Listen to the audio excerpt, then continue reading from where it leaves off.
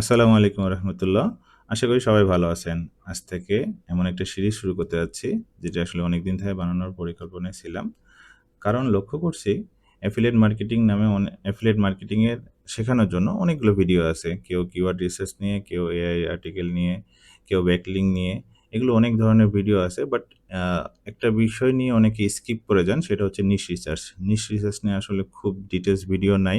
আর যারা বিগিনার আছেন তারা এটা খুবই জিজ্ঞেস করেন কিভাবে শুরু করব, কোন জায়গা থেকে শুরু করব। তো শুরুটাই হচ্ছে নিশ রিসার্চ দিয়ে শুরু করতে হয়। আসলে একটা ওয়েবসাইট বা অ্যাফিলিয়েট মার্কেটিং এর সাফল্য নির্ভর করে আ ওয়েবসাইটের উপরে। মানে আমি মনে করি যে আসলে অর্ধেক সিদ্ধান্ত নির্ভর করে ওয়েবসাইট লঞ্চ করার আগেই। তো আপনার ওয়েবসাইট সাকসেস হবে কি হবে না সেটা নির্ভর করতেছে আপনি কোন নিশ সিলেক্ট করতেছেন। সুতরাং বিগিনার থেকে শুরু করে যারা আসলে এফিলিয়েট মার্কেটিং এ শুরু করতে যাচ্ছেন, তাদের আসলে চিন্তা করতে হবে যে আসলে আ কোন নিশটা নিয়ে কাজ করা উচিত, কেন কাজ করা উচিত না এবং কেন কাজ করা উচিত কোন নিশ নিয়ে, সেইটা আপনাদের প্র্যাকটিক্যালি জানা উচিত। আসলে আমরা YouTube এ সার্চ করলেই পাই যে ১১০ টা প্রফিটেবল নিশ। তো সেখানে সেই নিশগুলো নিয়ে যে কাজ করলেই হয়ে যাবে এরকমও না। তো এটা টাইম টু টাইম চেঞ্জ হয়। সুতরাং এই চেঞ্জটা হওয়ার সাথে, সাথে আপনার নিজেদের আপডেট থাকতে হবে এবং কেমন করে নিশটা সিলেক্ট করা উচিত সেটা জানা জরুরি। এই ভিডিও সিরিজে আপনারা সেটা জানতে পারবেন। আশা করি ছোট করে সুন্দর করে বুঝানোর চেষ্টা করব। আপনারা হয়তো বুঝতে পারবেন। এখানে আমরা হচ্ছে ব্যাড নিশ কোনটা, ভালো নিশ কোনটা, তারপর আমাদের কি ধরনের মিস্টেক আছে এই বিষয়গুলো আমরা এই ভিডিওতে জানবো। তো ভিডিওটা শুরু করি। তো একটা গল্প দিয়ে শুরু করি। ধরেন ২ জন বন্ধু আছে। একজন রহিম, একজন করিম। দুজনে একটা অফিসে কাজ করে। তো দুজনের স্বপ্ন হচ্ছে অনলাইন থেকে সে ইনকাম করবে। তো অনলাইন থেকে ইনকাম করার উদ্দেশ্য হচ্ছে চাকরির উপর নির্ভরশীলতা কমায় দিবে। দুজনেই ভিডিও দেখা শুরু করলো এবং কেউ ভিডিওতে দেখে ইউটিউবে ভিডিও সার্চ করলো। সে সার্চ করে দেখলো যে কিভাবে আর্টিকেল লিখতে হয়, কিভাবে অ্যামাজন থেকে আ আ আর্ন করা যায়। তারপর একজন দেখলো যে ২০২৬ সালের ব্লগিং শেষ। হ্যাঁ? এসব দেখে তারা কনফিউজড হয়ে গেল। যে আসলে কি করবে? সিদ্ধান্ত নিতে পারতেছে না। তারপর দুজনের গল্প একভাবে শুরু হলো যে তাদের আ বাজেট সেম, তাদের same laptop, same AI tool. আ দুজনে একটা কোর্স কিনলো, কিওয়ার্ড রিসার্চ শিখলো, এসইও শিখলো। একইভাবে আর্টিকেলও লিখতেছে।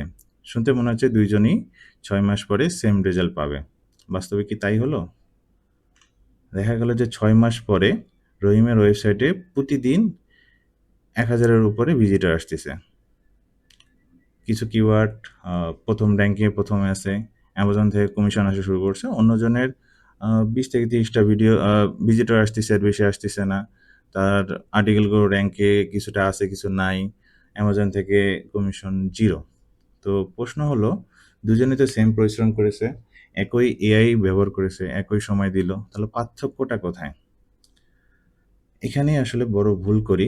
আমরা সঙ্গে ভাবি হয়তো রহিম ভালো লিখেছে, হয়তো ভালো প্রম্পট ইউজ করছে, হয়তো ভালো এসইও করছে, হয়তো বেশি ব্যাকলিঙ্ক করছে, অথবা গুগল তাকে বেশি পছন্দ করে। বাস্তবে যখন পুরো একটা জার্নি বিশ্লেষণ করা যায়, তখন দেখা যায় যে রহিম ওয়েবসাইট বানানোর আগে ৩ সপ্তাহ সময় দিয়েছিল নিশ রিসার্চ করার জন্য। আর করিম ইউটিউবে সার্চ করছে বেস্ট প্রফিটেবল নিশ, ভিডিও থেকে একটা নিশ পেয়ে যায় এবং সেখান থেকে কাজ শুরু করে দেয়। সে এটা নিয়ে কোনো অ্যানালাইসিস করেনি। সুতরাং এই যে ওয়েবসাইট তৈরি করার আগে ৩ মাস রহিম সময় দিল, এইখানে কিন্তু তার সাকসেস রেট অর্ধেক বেশি পাচ্ছে। করিম এখান থেকে কম পাচ্ছে। কারণ হচ্ছে সে এই নিশটা নিয়ে ডিটেইলস চিন্তা করেনি। যার কারণে তার ৬ মাস পরে রেজাল্ট এতটা বাজে। তো সুতরাং এই যে একটা রেজাল্টের পার্থক্য, হ্যাঁ? এটা দেখেই বোঝা যাচ্ছে যে নিশ আসলে এতটাই গুরুত্বপূর্ণ। ধরেন আপনি আরেকটা উদাহরণ দিই। ধরেন আপনি একটা দোকান খুলতে চান। একজন বিজনেস কনসালটেন্ট আপনাকে বলল, লোকেশন না দেখে দোকান খুলে ফেলেন। আপনি কি খুলবেন? অবশ্যই না। কারণ আপনি জানেন লোকেশন ভুল হলে দোকান যতই সুন্দর হোক না কেন কাস্টমার আসবে না। অ্যাফিলিয়েট মার্কেটিং নিশ ঠিক সেই লোকেশনের মতোই। আপনি ওয়েবসাইট যতই সুন্দর বানান, এআই দিয়ে যতই ভালো কনটেন্ট লেখেন, যদি এমন একটি মার্কেটে ঢোকেন যেখানে ওয়েবসাইটের জায়গা নেই, অথবা মানুষ প্রোডাক্ট কিনছে না, অথবা সার্চ ডিমান্ডেই নেই, তাহলে ফল পাওয়া খুবই কঠিন হয়ে যায়। আরেকটা উদাহরণ দিই। ধরেন আপনি ধান চাষ করতে চান। আপনার কাছে ২ টি জমি আছে। একটি উর্বর জমি, একটি সম্পূর্ণ বালুময় জমি। ২ জায়গাতেই আপনি একই বীজ ব্যবহার করলেন, একই সার দিলেন, একই পানি দিলেন, একই টাইপের পরিশ্রম করলেন। ফসল কি একই হবে? অবশ্যই না। কারণ জমির কোয়ালিটি আলাদা। অ্যাফিলিয়েট মার্কেটিং এর ক্ষেত্রেও সেই জমিটি হচ্ছে আপনার নিশ। বুঝতে পারছেন? জমিটা হলো আপনার নিশ। আপনি কোন নিশে কাজ করতেছেন, জমিটাই যদি ভুল হয়, সেই জমিটা যদি বালুময় জমি হয়, তাহলে সেখানে সেই নিশ কাজ করবে না। এখন আর্টিকেল হচ্ছে আপনার বীজ। হ্যাঁ? আপনি কি আর্টিকেল দিচ্ছেন? এসইও হচ্ছে সার হিসাবে কাজ করে, পানি আ পানি হিসেবে কাজ করে ব্যাকলিঙ্ক, এবং বাকি যে অন্যান্য মেশিন আছে, যে মেশিনটা হচ্ছে এআই টুলস হিসেবে কাজ করে। মেশিন দিয়ে দেখেন যে আপনি কত দ্রুত কাজ করতে পারেন, এআই টুলস সেভাবেই কাজ করে। তো এইজন্যই সবসময় বলি, কনটেন্ট রাইটিং শেখার আগে নিশ রিসার্চ শিখুন। এসইও শেখার আগে নিশ রিসার্চ শিখুন। ব্যাকলিঙ্ক করার আগেও নিশ রিসার্চ শিখুন। কারণ এগুলো optimisation. SEO, backlink, content writing, optimisation. But niche selection হচ্ছে আপনার ডিরেকশন। আপনি কোন দিকে যাবেন? অপটিমাইজেশন আপনার দ্রুত এগিয়ে নিয়ে যাবে, বাট ডিরেকশন যদি ভুল হয়, তাহলে আপনি ভুল জায়গায় পৌঁছাবেন, সঠিক জায়গায় যেতেই পারবেন না। আজকে সবার কাছে কিন্তু এআই আছে, ChatGPT আছে, কম্পিউটারের কাছে ChatGPT আছে, Gemini আছে, তিনিও ব্যবহার করতে পারেন। তাহলে আজ থেকে ৫ বছর পরে পার্থক্যটা কোথায় তৈরি হবে? মানে পার্থক্য তৈরি হবে আপনার রিসার্চের উপরে। আপনি কোন মার্কেটে ঢুকতেছেন, কোন জায়গায় অপরচুনিটি আছে সেইখানে ঢুকতেছেন। এটার উপর বেস করে আপনার নেক্সট সাকসেস এটা নির্ভর করবে। তো এই ভিডিওর উদ্দেশ্য এমন না যে আপনাকে ১০০ টা নিশের মুখস্থ করাবো। এই ১০০ টা নিশ আপনি কিভাবে রিসার্চ করবেন, যেটা আ আজ থেকে ২ বছর পরে, ২ বছর পরে আ এআই চেঞ্জ হবে, আ এআই মডেল চেঞ্জ হবে, মার্কেট চেঞ্জ হবে। তারপরেও যেন এই মডেলগুলো, এই নিশগুলো আপনার কাজে লাগে। এই নিশগুলো থেকে আপনি ভালো অপরচুনিটি খুঁজে পান। এটাই হবে আপনাদের মূল উদ্দেশ্য। নিশ আসলে এত গুরুত্বপূর্ণ কেন? এই প্রশ্নের উত্তর দিতে গেলে আপনাদের অ্যামাজন যে অ্যাফিলিয়েট মার্কেটিং এর একটা মডেলটা, এটা বুঝতে হবে। ধরেন রহিম, আরেকটা গল্পে ফিরে যাই। রহিমের একটা ওয়েবসাইট আছে। সে কোনো প্রোডাক্ট তৈরি করে না। তার কোনো ফ্যাক্টরি নাই, তার ওয়্যার হাউস নেই, তার কোনো ডেলিভারি বয় নেই। সে কাস্টম কোনো সার্ভিস সাপোর্টও নেই। তো সুতরাং সে আয় করে কিভাবে? সে তার আয় করার সিস্টেমটা কেমন সেটা জানার চেষ্টা করি। একটা অ্যাফিলিয়েট মার্কেটিং এর সৌন্দর্য হচ্ছে এখানেই যে আ আপনি ধরেন একটা প্রেশার ওয়াশার কিনতে চান একজন ইউজার হিসাবে। আপনি Google এ সার্চ করলেন best pressure washer for home use.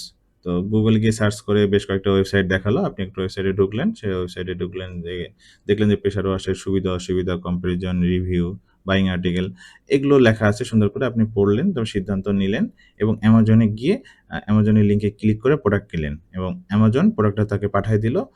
ওয়েবসাইটের ওনার কমিশন পেল। এখানে ওয়েবসাইটের ওনার কিন্তু কোনো প্রোডাক্ট বিক্রি করে নাই। প্রোডাক্ট বিক্রি করেছে অ্যামাজন। কিন্তু আপনি যে ইউজারকে সিদ্ধান্ত নিতে আ নিতে পারাইছেন, এটাই হচ্ছে আপনার সাফল্য। আপনার এখান থেকে আর্নিং করতেছেন। তো এখন চিন্তা করেন যে Google আপনার ওয়েবসাইটটা কেন ইউজারকে দেখালো ১ম পাতায়, ১ম পেজে কেন আপনার ওয়েবসাইটটা চলে আসলো? এটা আসলে একটা ওয়েবসাইট, আপনি একটা আর্টিকেল লিখলেন, হুট করে চলে আসলো, এটার পিছনে এরকম আসলে কারণ না। এটা Google আপনাকে মনে করেছে আপনি এই টপিকের উপরে অথরিটি আছে আপনার। এই টপিকের উপরে আপনি আরো অনেক আর্টিকেল লিখছেন। আপনার ওয়েবসাইটটা এই নিশের উপরে, এই নিশে আপনি অথরিটি গেইন করেন, যার কারণে Google আপনার ওয়েবসাইটটা আ সার্চ রেজাল্টে সবার ১ম এ দিয়েছে এবং সেই সার্চ রেজাল্টের মাধ্যমে ইউজার আসলো, আপনার এখান থেকে প্রোডাক্ট কিনলো, আপনি কমিশন পাইলেন। তাহলে অ্যাফিলিয়েট মার্কেটিং এর আ মজাটা হচ্ছে এখানেই যে আপনি অথরিটি গেইন করবেন, আপনার আর্টিকেল র‍্যাংক করবে, তারপরে আপনি হচ্ছে কমিশন পাবেন। তো এই জিনিসটা যতটা সহজ মনে হচ্ছে, বিষয়টা কিন্তু সেভাবেই, যে র‍্যাংক পাচ্ছে তার পিছনে সে নিশ রিসার্চ করেই কিন্তু এতদূর পর্যন্ত সে আসছে এবং সে র‍্যাংক পাচ্ছে। ঠিক আছে? এখন যদি একটা নিশকে যদি ট্রি হিসাবে উদাহরণ দিই, তো বিগিনারদের জন্য একটা সুবিধা হবে। তো এখানে গাছ হচ্ছে, গাছের বড় অংশ হচ্ছে ইন্ডাস্ট্রি। তো ইন্ডাস্ট্রির ভিতরে অনেকগুলো ক্যাটেগরি থাকে। ক্যাটাগরির ভিতরে অনেকগুলো সাব ক্যাটাগরি থাকে। সাব ক্যাটাগরির ভিতর থেকে নিশ, নিশের ভিতরে থাকবে মাইক্রো নিশ, এরপরে থাকবে টপিক অ্যান্ড দেন আমরা কিওয়ার্ড নিয়ে কাজ করি। ঠিক আছে? এখন যদি আমরা বাস্তব একটা উদাহরণ দিই যে হোম ইমপ্রুভমেন্ট এটা হচ্ছে একটা আমাদের ইন্ডাস্ট্রি। এর ভিতরে থাকবে ক্লিনিং, এটা হচ্ছে ক্যাটাগরি। প্রেশার ওয়াশার এটা হচ্ছে সাব ক্যাটাগরি। আরও যদি একদম নিশে চলে যাই তাহলে হচ্ছে ইলেকট্রিক প্রেশার ওয়াশার, এটা নিশ। তো এরপরে আমরা দেখতেছি যে best electric pressure washer under $200, তো এটা হচ্ছে কিওয়ার্ড। তো আমরা এই কিওয়ার্ড নিয়ে কাজ করব, কিন্তু এটা হচ্ছে একটা ফ্লো যে আপনি কোন নিশ নিয়ে কাজ করবেন, কোন ইন্ডাস্ট্রির আন্ডারে। তো এখানে অনেকগুলো ক্যাটাগরি থাকতে পারে। তো ক্যাটাগরিগুলোর মধ্যে আপনি কোন ক্যাটাগরিটা নিচ্ছেন, ক্লিনিং আছে, ক্লিনিং ছাড়াও হোম ইমপ্রুভমেন্টে কিন্তু আরও অনেক ক্যাটাগরি আছে, যেমন ফার্নিচার, কিচেন, ক্লিনিং তো একটা আছে, গার্ডেন, টুলস, বাথরুম। তো এগুলো সবগুলো আলাদা আলাদা ক্যাটাগরি। তো এখন আপনি হচ্ছে ধরে নিলেন যে আপনি ক্লিনিং ক্যাটাগরিতে যাবেন। তো ক্লিনিং ক্যাটাগরির মধ্যে অনেকগুলো আবার সাব ক্যাটাগরি আছে। সাব ক্যাটাগরির মধ্যে ধরেন vacuum cleaning, pressure washer, steam cleaner, window cleaner, carpet cleaner, air purifier, robot vacuum, এগুলো হচ্ছে সাব ক্যাটাগরি। তো আপনি ক্যাটাগরি থেকে এবং সাব ক্যাটাগরিতে যেতে পারতেছেন। এখন যদি আমরা সাব ক্যাটাগরি হিসাবে প্রেশার ওয়াশার নিই, তাহলেও এখানে কিন্তু একটু বড় থাকলো। মানে আমি হচ্ছে আস্তে আস্তে ডিগ ডাউন করে যাইতে হবে যে আমি প্রথমে দেখলাম যে ইন্ডাস্ট্রি হচ্ছে হোম ইমপ্রুভমেন্ট, এটা বড় একটা ইন্ডাস্ট্রি। এখান থেকে আর একটু ছোটোতে যাই, ক্লিনিংয়ের অনেকগুলো ক্যাটাগরি শুনলাম। ক্যাটাগরির পরে হচ্ছে সাব ক্যাটাগরি, ইলেকট্রিক, এটা হচ্ছে প্রেশার ওয়াশার হচ্ছে সাব ক্যাটাগরি, এটা এখন একটু বড়। এখানে শত শত প্রোডাক্ট আছে। তো এটাকে আরেকটু যদি ছোট করি তাহলে ইলেকট্রিক প্রেশার ওয়াশার পাওয়া যায়। তো এখানে গ্যাস প্রেশার ওয়াশার পাওয়া যায়, পোর্টেবল প্রেশার ওয়াশার। আপনি প্রত্যেকটা ছোট ছোট নিশ নিয়ে কাজ করার সুযোগ আছে। তো এখানে হচ্ছে আরও ফোকাসড ওয়েতে একটা নিশ হয়ে যাচ্ছে যে আপনি ইলেকট্রিক প্রেশার ওয়াশার নিয়ে কাজ করেন। তো তো ইলেকট্রিক প্রেশার ওয়াশার নিয়ে ওয়েবসাইট বানাতে চাই, তাহলে এটা হতে পারে আপনাদের নিশ। এখানেও কিন্তু আরও অনেক আর্টিকেল আছে। ধরেন electric pressure washer for cars, electric pressure washer for concrete, আরও অনেক কিছু আছে বিগিনার্স। তাহলে এখানে টপিক কি? ধরুন ইলেকট্রিক কিওয়ার্ড আন্ডার 2000, এটা হচ্ছে টপিক, এটা হচ্ছে কিওয়ার্ড। হ্যাঁ, এরকম আরও অনেকগুলো কিওয়ার্ড আছে। কিওয়ার্ড রিসার্চ যখন শিখবো আমরা, তখন এটা নিয়ে আলাদা আলাদা ইন ডিটেলস দেখাই দেবো। সেমরাশ বা অন্যান্য যে কিওয়ার্ড রিসার্চ টুলস আছে সেগুলোতে কিওয়ার্ড দেখাবো। এখন আপাতত নিশ নিয়ে কথা বলি। আচ্ছা, একটা উদাহরণ দিই। মানে ওয়েবসাইট, নিশ, কিওয়ার্ড এগুলো সবগুলো সিমিলার না। বিষয়গুলো একটু বুঝতে হবে। যে ধরেন আপনি একটা লাইব্রেরি বানাতে চান। ধরেন আপনার লাইব্রেরি আছে, লাইব্রেরির মধ্যে সেকশন আছে, সেলফ আছে এবং বুকস আছে। তো লাইব্রেরিটা ধরেন কফি ওয়ার্ল্ড, এটা একটা লাইব্রেরি। লাইব্রেরির মধ্যে সেকশন থাকবে হচ্ছে সেকশন যদি ধরেন তাহলে কফি গ্রাইন্ডার হচ্ছে সেকশন, মানে এটা নিশ। সাব নিশ হচ্ছে ম্যানুয়াল কফি গ্রাইন্ডার, এবং এখানে যে সেলফের মধ্যে অনেকগুলো বুক থাকবে, বুকগুলো হচ্ছে কিওয়ার্ডস, এইগুলো হচ্ছে আপনার এই কিওয়ার্ডগুলো। সুতরাং এখান থেকে আপনি বুঝতে পারেন যে কোনটা ওয়েবসাইট, কোনটা নিশ, কোনটা সাব টপিক, এটা অবশ্যই আপনি বুঝতে পারতেছেন। হ্যাঁ, তো এরপরে আসি গুগল আসলে কি পছন্দ করে। গুগল পছন্দ করে আপনি হচ্ছে একটা বিষয়ে স্পেশালিস্ট হবেন। একজন ডাক্তার একই সাথে heart surgery, brain surgery, dental, I সবগুলোতে এক্সপার্ট হইতে পারে না। যদি কেউ বলে যে আমি সবগুলোতেই স্পেশালিস্ট, তো সেক্ষেত্রে এটা কিন্তু বিশ্বাসযোগ্যতা কম থাকবে। আর যদি কেউ একজন বলে যে শুধু আমি হার্ট স্পেশালিস্ট, তখন তার বিষয়ে আমাদের একটা ধারণা চলে আসবে যে সে এটা যে ভালো একটা জ্ঞান রাখে, এটা বিষয়ে সে ফোকাস। তো ওয়েবসাইটের ক্ষেত্রেও তাই। একজন একটা নির্দিষ্ট টপিকসের উপরে অথরিটি পেতে পারে। আ সময় সাপেক্ষে সে সব বিষয়ে এক্সপার্ট হইতে পারে। বাট শুরুতে কেউ যখন কাজ করবে, তখন যদি সে বলে আমি সবগুলোতে এক্সপার্ট, আমি সবগুলো টপিক নিয়ে লিখতে পারবো। আ ওয়েবসাইটে যদি ধরেন আপনি pressure washer, laptop, dog, baby food সব নিয়ে লেখেন, তাহলে গুগল এটাকে আপনাকে অথরিটি দিবে না। সুতরাং একটা নির্দিষ্ট টপিক নিয়েই কাজ করতে হবে, যাতে আপনি টপিক অথরিটি পান। ধরেন আপনি কফি গ্রাইন্ডার নিয়ে লিখলেন, এখানে অনেকগুলো অপশন আছে। এখানে সাবনিশ অনেকগুলো থাকতে পারে। সাবনিশ বলতে এটার ছোট ছোট এক্সপেন্ডেবল সেকশন থাকতে হবে। ধরেন আপনি কফি গ্রাইন্ডার সেল করেই তো কাজ শেষ হবে না। এটা ধরেন আরও এক্সপ্যান্ড থাকতে হবে, আরও অনেকগুলো শাখা-প্রশাখা থাকতে হবে। শাখা-প্রশাখা বলতে বোঝাচ্ছে যে শুধু কফি গ্রাইন্ডার সেল করবে এরকম না। এগুলোর আরও যে মেশিনগুলো আছে, টুলসগুলো আছে, এগুলোও যাতে আমি সেল করতে পারি। এটা যেন আমার নিশে আমি কভার করতে পারি, এটা গুরুত্বপূর্ণ আরকি। তাহলে আপনি এক্সপ্যান্ড করতে পারবেন।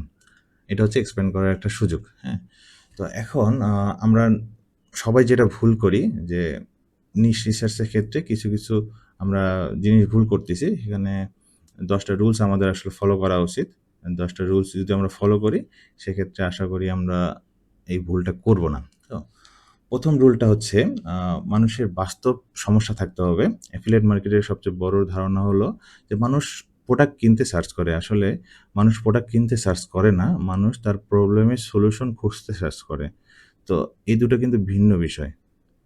যখন মানুষ প্রবলেমে পড়ে তখনই এটা সলিউশন খোঁজার জন্য কোনো প্রোডাক্ট বা টুলস সে বাই করে। তো দেখা যাচ্ছে যে আপনি আপনার বাসার সামনে অনেকগুলো ঘাস হয়ে গেছে। আপনি লিখবেন না যে আমার লন মাওয়ার লাগবে। তো আপনি লিখবো যে হচ্ছে how to cut my lawn grass long tall grass, হ্যাঁ?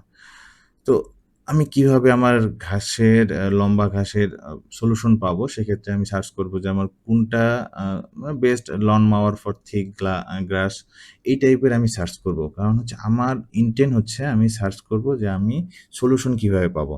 তো এই সলিউশন নিয়ে যখন আমি আম সার্চ করবো, সেই নিশটা হবে আ সেই নিশটা হবে প্রফিটেবল একটা নিশ হবে। কারণ হচ্ছে এই ধরনের নিশ সিলেক্ট করা উচিত যেগুলো নিয়ে মানুষ প্রবলেম ফেস করে এবং সেটা সলিউশনের জন্য সার্চ করে। তাহলে এই প্রোডাক্টটাই হচ্ছে সলিউশন। মানে লন মাওয়ারটা হচ্ছে একটা সলিউশন। হ্যাঁ? এটা শুধু প্রোডাক্ট না, এটা একটা হচ্ছে তার সমস্যার সলিউশন। তো সুতরাং এইখানে অ্যাফিলিয়েট মার্কেটিং এ প্রোডাক্ট বিক্রি হবে এই ধরনের প্রোডাক্টে। হ্যাঁ? ঠিক আছে? এটা আরকি মাথায় রাখতে হবে। রিয়াল প্রবলেম থাকতে হবে। তাহলে আমরা আ এই আ নিশটা নিবো। হুম? এখন এমন একটা নিশ নিবো, আ রুল নাম্বার 2 হচ্ছে প্রোডাক্ট অ্যাভেইলেবিলিটি। যে প্রোডাক্টটা আমরা নিবো সে Amazon এ প্রোডাক্ট থাকতে হবে। ধরেন আমার ট্রাফিক আছে বাট Amazon এ সে প্রোডাক্টটা নাই। তাহলে তো আসলে আমি Amazon এ পাঠাবো কিভাবে? আমি তো প্রোডাক্ট সিলেক্ট করতে পারবো না। প্রোডাক্ট যথেষ্ট পরিমাণ প্রোডাক্ট থাকতে হবে। সেটা ইনশিওর করতে হবে। আপনাকে সেটা রিসার্চ করে দেখতে হবে যে এটার প্রোডাক্ট যথেষ্ট পরিমাণ আছে কিনা। আচ্ছা, 3rd রুলস হচ্ছে মাল্টিপল ব্র্যান্ডস। তো একটা উম আ প্রোডাক্ট নিয়ে আমি কাজ করব বা একটা আ আ ইয়ে নিয়ে কাজ করব যেটার আসলে অনেকগুলো ব্র্যান্ড থাকতে হবে। আসলে এক ধরনের ব্র্যান্ড থাকলে সেটা মনোপলি হয়ে যায়। সেখানে আসলে মানুষের চয়েসেরও ব্যাপার থাকে যে আসলে সবাই এক ধরনের ব্র্যান্ডকে নিতে চায় না। তো সবাই চায় একটু ভেরিয়েশন চাইতে।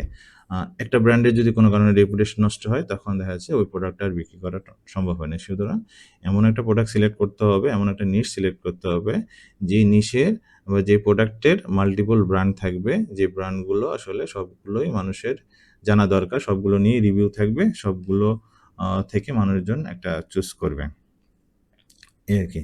তো প্রোডাক্টটা হচ্ছে যে আরেকটা ৪ নম্বর হচ্ছে ফুল ইকোসিস্টেম নট সিঙ্গেল প্রোডাক্ট। একটা সিঙ্গেল প্রোডাক্ট নিয়ে কাজ করা যাবে না।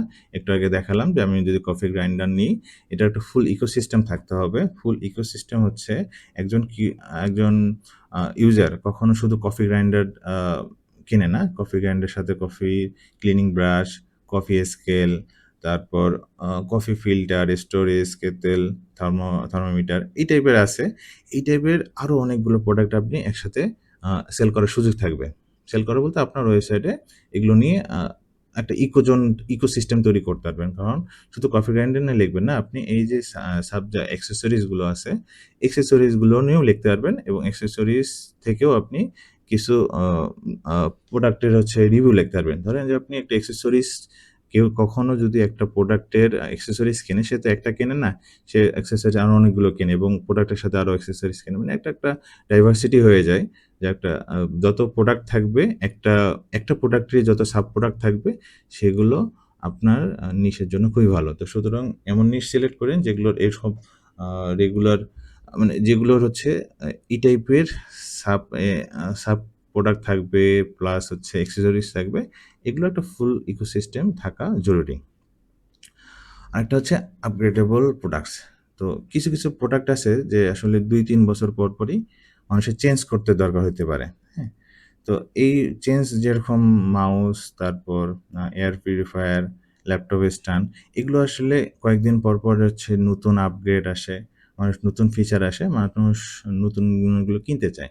আবার কিছু প্রোডাক্ট আছে যেগুলো একবার কিনলে বহু বছর আর কেনা লাগে না। তো সুতরাং সেই প্রোডাক্টগুলো নিয়ে কাজ করলে আ কমিশন পাওয়ার চান্সটা কমে যায়। কারণ হচ্ছে একবার প্রোডাক্ট সেল হয়ে গেলে মানুষ রিটার্ন আসার চান্সটা কম থাকে। তো সুতরাং এই জিনিসটা একটু গুরুত্বপূর্ণ যে আপগ্রেডেবল ২ বছর ৩ বছর পর প্রোডাক্টগুলো আপগ্রেড হয়। মানুষকে আরেকবার নতুনভাবে কেনার দরকার হতে পারে। সেটা আপগ্রেড হোক, প্লাস হচ্ছে নতুন ফিচার হোক, এইসব প্রোডাক্টগুলো সিলেক্ট করা উচিত নিশ হিসাবে। এখন কনটেন্ট অপরচুনিটি আসলে খুবই গুরুত্বপূর্ণ। আপনি যেহেতু একটা অ্যাফিলিয়েট মার্কেটিং এর জন্য একটা নিশ সাইট বানাচ্ছেন, ওয়েবসাইট। তো ওয়েবসাইটে আসলে ২ টি আর্টিকেল ২০০ আর্টিকেল লিখে শেষ হয়ে যাবে এরকম তো না। এমন প্রোডাক্ট নিয়ে লিখবেন যেগুলো আসলে কনটেন্ট অপরচুনিটি আছে। কনটেন্ট লেখার মতো সমস্যা আছে, সমস্যাগুলো নিয়ে আপনি আর্টিকেল লিখবেন। তো এরকম যত সমস্যা থাকবে তত আর্টিকেল লেখার একটা আ সম্ভাবনা থাকবে। তো সুতরাং এই জিনিসটা আসলে গুরুত্বপূর্ণ যে আপনি এগুলো নিয়ে এমন নিশ সিলেক্ট করবেন যেটাতে আ অনেক কনটেন্ট লেখা যাবে। যত কনটেন্ট বেশি লিখতে পারবেন, তত র‍্যাংক পাওয়ার চান্স বাড়বে এবং আপনার অথরিটি বাড়ানোর সুযোগ আছে। সুতরাং এখানে অবশ্যই দেখবেন।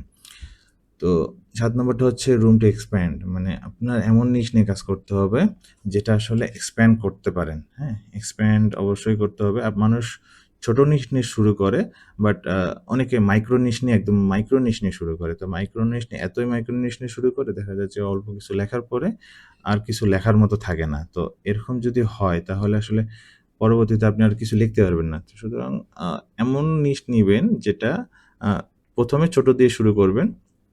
কিন্তু এক্সপ্যান্ড করার অপশন রেখেই শুরু করবেন। তো এই জায়গাটা হচ্ছে এই পাথটা রাখবেন। হ্যাঁ? এই পাথটা না রাখলে আপনি পরবর্তীতে এই ওয়েবসাইটে নিজেও লিখতে পারবেন না। যদি ওয়েবসাইটটা সেল করতে চান, সেক্ষেত্রেও বায়ার যখন দেখবে যে এটার এক্সপ্যান্ড করার কোনো সুযোগ নেই, সুতরাং এই ধরনের নিয়ে সে কাজ করবে না। আপনি ব্রড আ টপিক বড় নেন, বাট ১ম এ কাজ করেন ছোট, ছোট নিশ নিয়ে। মাইক্রো নিশ নিয়ে কাজ করবেন, বাট বড় আ নিশ প্রোডাক্ট একটা সেকশনটা নিয়েই কাজ করবেন। হ্যাঁ? এই আরকি। এখন ৮ নম্বরটা হচ্ছে এভারগ্রিন ডিমান্ড আছে কিনা? শুধু ট্রেন্ড না, আসলে এভারগ্রিন মার্কেটটাও বেছে নিতে হবে। ১০ বছর আগে যেরকম ছিল এখন এটা থাকবে কিনা? এই বিষয়গুলো আমাদেরকে একটু বুঝতে হবে। এআই চলে এসেছে। এআই আসলে সবকিছুই মোটামুটি লিখতে পারে। আ এআই দিয়ে মানুষ সবাই লিখতিছে। তো আগামী কয়েক বছর পরে কোন প্রোডাক্টের ডিমান্ড থাকবে সেটা চিন্তাভাবনা করেই আপনাকে নিশ সিলেক্ট করতে হবে। তো এই নিশ সিলেক্টটা আসলে খুবই গুরুত্বপূর্ণ। হ্যাঁ?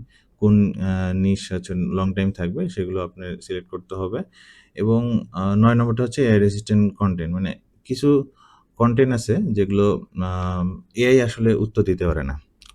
এআই কিছু ওভারভিউ দেয়। এআই অলরেডি আমাদের অনেক ভিজিটর মানে ওয়েবসাইটের ভিজিটর কিন্তু এআই নিয়ে যাচ্ছে। সে ChatGPT হোক আর Google বা Bing এর হচ্ছে এআই ওভারভিউ হোক। তারা কিন্তু মেক্সিমাম উত্তর দিয়ে দিচ্ছে। তো এরপরেও কিন্তু অপশন আছে যেগুলোতে আসলে এআই চাইলেও সম্পূর্ণ উত্তর দিতে পারে না অথবা ইউজার চায় যে আরো ইনফরমেশন নিতে। তো সেক্ষেত্রে এই ধরনের কনটেন্ট ওয়াইজ আপনার নিশ সিলেক্ট করতে হবে। এখন লাস্ট যেটা হচ্ছে যে স্ট্রং বায়ার ইনটেন্ট মানে আমার বায়ারের ইনটেন্ট ফোকাস একটা নিশ নিতে হবে যেখানে বায়ার কি চাচ্ছে, বায়ার আ কত দামের নিচ্ছে মানে পারচেজের ডিসিশন যাতে থাকে এইরকম নিশ সিলেক্ট করতে হবে। নিশ রিসার্চের ক্ষেত্রে আমাদের যে কয়েকটা ভুল হয় সেই বিগেস্ট ১০ টা মিস্টেক নিয়ে এখন আলোচনা করব। ১ম ভুলটা হচ্ছে প্যাশন। মানে আমাদের সবারই নিজস্ব একটা পছন্দ থাকে। সেই নিজস্ব পছন্দকেই আমরা মনে করি যে এই পছন্দ অনুযায়ী আমরা কাজ করব। ধরেন অনেকে ফটোগ্রাফি পছন্দ করেন। তাই ভাবলেন যে ফটোগ্রাফি নিয়ে ওয়েবসাইট বানাবো। এখন প্রশ্ন হলো আপনি ফটোগ্রাফি ভালোবাসেন ঠিক আছে। মানুষ কি এটা নিয়ে সার্চ করে? মানুষ কি প্রোডাক্ট কিনছে এটা নিয়ে? কম্পিটিশন কেমন? কনটেন্ট অপরচুনিটি কেমন? মার্কেট সাইজ কেমন? যদি এগুলো না দেখেন তাহলে আসলে প্যাশন দিয়ে বিজনেস দাঁড় করানো কঠিন। প্যাশন আপনাকে ধারাবাহিক থাকতে সাহায্য করবে। বাট প্রফিট এনে দিবে শুধুমাত্র রিসার্চ। আপনি আপনার রিসার্চ অনুযায়ী আপনার নিশ সিলেক্ট করবেন, প্যাশন অনুযায়ী না। আচ্ছা, এরপরে ২য় টা হচ্ছে অনলাইন সার্চ ভলিউম চেক। আমরা সার্চ ভলিউম দেখলেই মনে করি যে হ্যাঁ, ঠিক আছে এত সার্চ ভলিউম এটা নিয়ে কাজ শুরু করে দেই। দেখা যাচ্ছে যে ৫০,০০০ সার্চ ভলিউমের একটা নিশ পেয়ে গেলেন। তার একটা কিওয়ার্ড এরকম ৫০,০০০ তারও বেশি হয়তো আছে। তো এগুলো নিয়ে সার্চ ভলিউম দেখেই মনে করলেন যে এটা দিয়ে যদি র‍্যাংক করতে পারি তাহলে তো হাজার, হাজার ভিজিটর আমার এখানে চলে আসবে। কিন্তু আপনি ওটা নিয়ে সার্চ করে দেখেন Google অথবা Bing এ, দেখেন যে কারা র‍্যাংক করে আছে। যদি দেখেন যে Amazon, Wirecutter বা TechRadar এরা র‍্যাংক করে থাকে, তাহলে সেখানে আপনার মতো নতুন একটা ওয়েবসাইট র‍্যাংক করার খুব একটা সম্ভাবনা নেই। তো এসব জায়গায় শুধু সার্চ ভলিউম দেখলে হবে না। সার্চ ভলিউম বেশি থাকলেই হবে না। অপরচুনিটি যদি না থাকে, তাদের বিট করার মতো যদি অপরচুনিটি না থাকে, তাহলে আপনি এই জায়গায় আসবেন না। আচ্ছা, এখন দ্বিতীয় হচ্ছে যে ঠিক আছে, ১ম এ ভয় পেলেন, ভয় দেখালেই তো হবে না। এটার অপরচুনিটি খুঁজে বের করতে হবে। তৃতীয়টা হচ্ছে যে কম্পিটিশনে আমরা হচ্ছে বড় ওয়েবসাইট দেখতেছি। বাট বড় ওয়েবসাইট যে সব কিওয়ার্ড কভার করে এরকমও না। তো সেখানেও অপরচুনিটি আছে। ধরেন কিচেন নিশ, বড়, বড় নিশগুলো কিন্তু আ অথরিটি সাইটগুলো অলরেডি কভার করছে। তার মানে কি আমরা কোনো ওয়েবসাইটে বানাতে পারব না? আসলে বিষয়টা এরকম না। বিষয়টা হচ্ছে যে আপনি বড় ওয়েবসাইট দেখতেছেন, আপনার কম্পিটিশন লেভেলটা আপনি বুঝতে পারবেন যে আপনার এই কিওয়ার্ড বা এই নিশে কম্পিটিশন কেমন। কিন্তু আপনি যদি সেখান থেকে কিছু বের করতে চান, তাহলে আপনাকে আ কিওয়ার্ড কভার করতে হবে। তো কিওয়ার্ড কভার কিভাবে করবেন? আ বড় নিশ নিয়ে কাজ করবেন না। বড় নিশের ছোট টপিক নিয়ে কাজ করবেন। ছোট একটা ক্যাটেগরি নিয়ে কাজ করবেন। তাহলে আপনি সেই ক্যাটেগরির সবগুলো কিওয়ার্ড কভার করবেন। তাহলে দেখবেন যে অন্যরা যখন কিওয়ার্ড কভার করবে না, অন্য বড় সাইটগুলো, তখন আপনি সেই কিওয়ার্ডে যদি দেখেন যে তারা সব কিওয়ার্ড কভার করে নাই, তাহলে কিন্তু দেখবেন যে এখানে আপনার একটা অপরচুনিটি আছে। সুতরাং এই জিনিসটা অবশ্যই খেয়াল করবেন। আচ্ছা, ৪ নম্বরটা হচ্ছে যে one product one niche। তো একটা প্রোডাক্ট নিয়েই একটা দেখলেন যে একটা প্রোডাক্ট খুব ভালো কাজ করতেছে, খুব ভালো সেল হচ্ছে, ওই প্রোডাক্ট নিয়ে কাজ শুরু করে দিলেন। কিছুদিন পর প্রোডাক্টটা মার্কেট আউট হয়ে গেল। তাহলে কিন্তু আপনার ওয়েবসাইট শেষ। ওয়েবসাইটের ওখানে ডিমান্ড শেষ। তো এমন কোনো ওয়েবসাইট বানাবেন না যেখানে একটা প্রোডাক্টের উপর নির্ভর করতেছে। তো আপনি প্রোডাক্ট বানাবেন হচ্ছে যেখানে ইকোসিস্টেম আছে। একটু আগে বললাম যে কফি গ্রাইন্ডার যদি বানান, ধরেন এর অনেক ইকোসিস্টেম আছে, এর অনেকগুলো স্পেয়ার পার্টস আছে। বাট এমন কোনো টুলস মানে প্রোডাক্ট নিয়ে যদি বানান, সেখানে আ ওই প্রোডাক্ট ছাড়া অন্য কিছু ইউজ করা যায় না। এটা একটা নির্দিষ্ট সময় পর সিজনাল প্রোডাক্ট শেষ হয়ে যাবে। এইসব প্রোডাক্ট এভয়েড করতে হবে। এই প্রোডাক্টগুলো ইউজ করা যাবে না। বিশেষ করে সিজনাল প্রোডাক্টগুলো যেগুলো ওয়ান টাইম ডিমান্ড থাকে, পরে নাই হয়ে যায়। এই টাইপের প্রোডাক্ট ইউজ করা যাবে না। নিশ হিসেবে সিলেক্ট করা যাবে না। ওয়েবসাইটও বানানো যাবে না। তো এখন হচ্ছে যে অনেকে আমরা মনে করি যে অফিস চেয়ার এটা একটা কিওয়ার্ড। মানে এটা একটা নিশ, সরি, এটা নিশ মনে করেন। বাট এটা আসলে নিশ না, এটা একটা কিওয়ার্ড। নিশ হচ্ছে অফিস ফার্নিচার হতে পারে।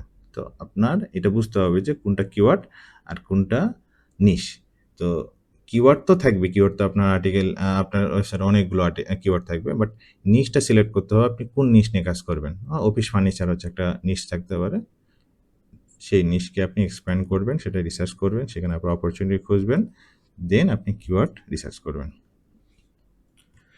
এখন এআই এ আমরা অনেক সময় সাজেস্ট করি যে সার্চ করি। এখন আমরাও ইউজ করি এআই। এআই ইউজ করে সবাই ইউজ করবে। ইউজ করা সমস্যা না। বাট এআই থেকে আপনি ধারণা নিবেন, কিন্তু ফাইনাল ডিসিশন নিবেন আপনি। আপনি ব্রেইনস্টর্ম আপনি করবেন। মানে এআইকে সাজেস্ট করতে বলবেন যে কোনটা বেটার, কি অপরচুনিটি আছে, তার কাছে তথ্য নিবেন এবং আপনি সেই তথ্য অনুযায়ী নিজের ব্রেন খাটাবেন। ব্রেইনস্টর্মিং করে দেখবেন যে কোনটা বেটার, দেন আপনি ডিসিশন নিবেন যে কোনটা নিশ নিয়ে কাজ করা যায়। হ্যাঁ?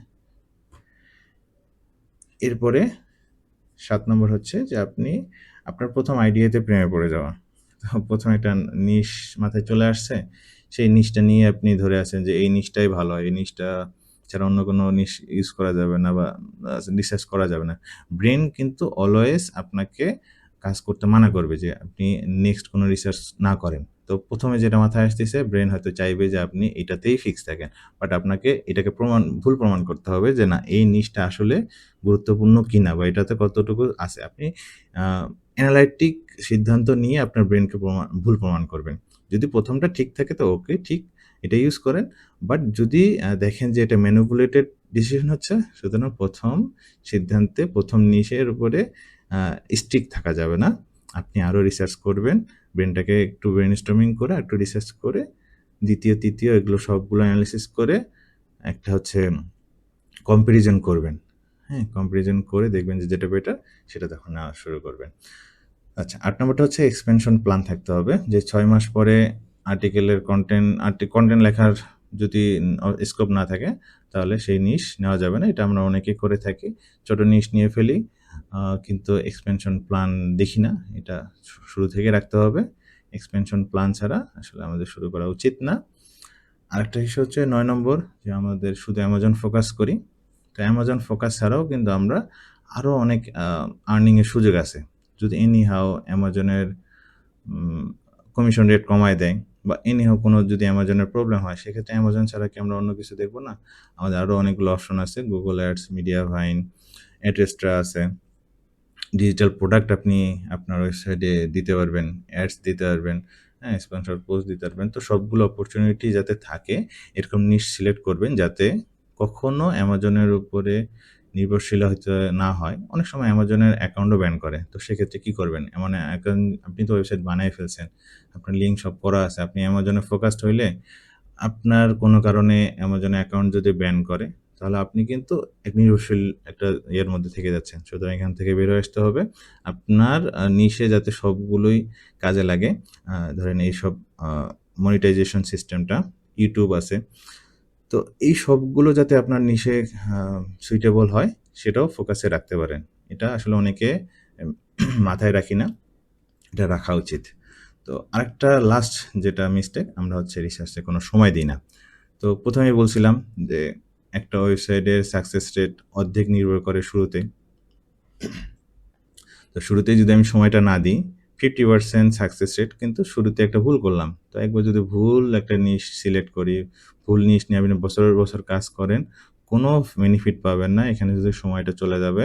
সুতরাং এখানে আমাদের আ সময় দেওয়ার কোনো দরকার নাই। মানে পরবর্তীতে সময় দিয়ে কোনো লাভ হবে না। যার যার সময় দেওয়া সেটা নিশ সিলেক্ট করার আগেই। সুতরাং এখানে একটু সময় দিবেন। ভালো করে নিশ সিলেক্ট করবেন। নিশ সিলেক্ট করার পরেই তারপর হচ্ছে আপনি বাকিটা শুরু করবেন। এই ভিডিওর সবচেয়ে গুরুত্বপূর্ণ শিক্ষা হচ্ছে, নিশ রিসার্চের মেইন উদ্দেশ্য হচ্ছে একটা ভালো টপিক বের করা। নিশ রিসার্চের উদ্দেশ্য হলো খারাপ আইডিয়াগুলো বাদ দিয়ে এমন একটা মার্কেট খুঁজে বের করা যেখানে দীর্ঘমেয়াদে বিজনেস প্ল্যান তৈরি করা যায়, বিজনেস ওয়েবসাইট, মানে আমাদের অ্যামাজনের ওয়েবসাইট তৈরি করা যায়। সেই আ ইস্যুগুলো আমরা এখানে তুলে ধরছি। সুতরাং আপনারা এই ভিডিওটা ভালো করে আরেকবার দেখবেন। কিভাবে নিশ রিসার্চে সবকিছু সুন্দরভাবে আমরা সর্ট আউট করতে পারি। কিভাবে আমাদের ফোকাসটা থাকবে নিশের দিকে, ছোট্ট মাইক্রো নিশ থেকে শুরু করে কি আইডিয়া বের করতে পারি সেইগুলোর উপরে। তো আপনারা, আপনাদেরকে একটা হোমওয়ার্ক দিই যে আপনারা নেক্সট ভিডিও দেখার আগে এখানে আপনারা নিজেরাই ব্রেইনস্টর্মিং করে ১০০ টা নিশের একটা লিস্ট করেন। আমরা নেক্সট ভিডিও থেকে দেখাবো যে কিভাবে প্র্যাকটিক্যালি এই নিশগুলো বের করা যায়, সেগুলোর একটা সিস্টেম দেখব। তার আগে আপনি নিজে চেষ্টা করেন, নিজের বুদ্ধি থেকে, নিজের আইডিয়া থেকে। দেখা যাবে যে আমার ভিডিওর সাথে হয়তো মিলেও যাবে। আ তো যাই হোক, ২ জনের একটা ব্রেইনস্টর্মিং ও হয়ে যাবে। তো আশা করি এটা ভালো কাজে লাগবে। নিজে চেষ্টা করাটা থেকেই অনেক কিছু শিখতে পারবেন। যখন আপনি সার্চ করবেন, আইডিয়া জেনারেট করতে থাকবেন, নিজের ওয়েতে শিখবেন। তো আমি একটা ওয়ে হয়তো দেখাবো, বাট আপনারা আপনাদের ওয়েতে দেখেন, বের করেন। এরপরে আমার সাথে মিলায়ে দেখা যাচ্ছে যে এটা মার্জ হয়ে আরো নলেজ বাড়বে, ২ জনেরই নলেজ বাড়বে। তো সুতরাং এটা করেন। নেক্সট ভিডিওতে আবার দেখা হবে। ভালো থাকবেন। আসসালামু আলাইকুম ওয়া রাহমাতুল্লাহ।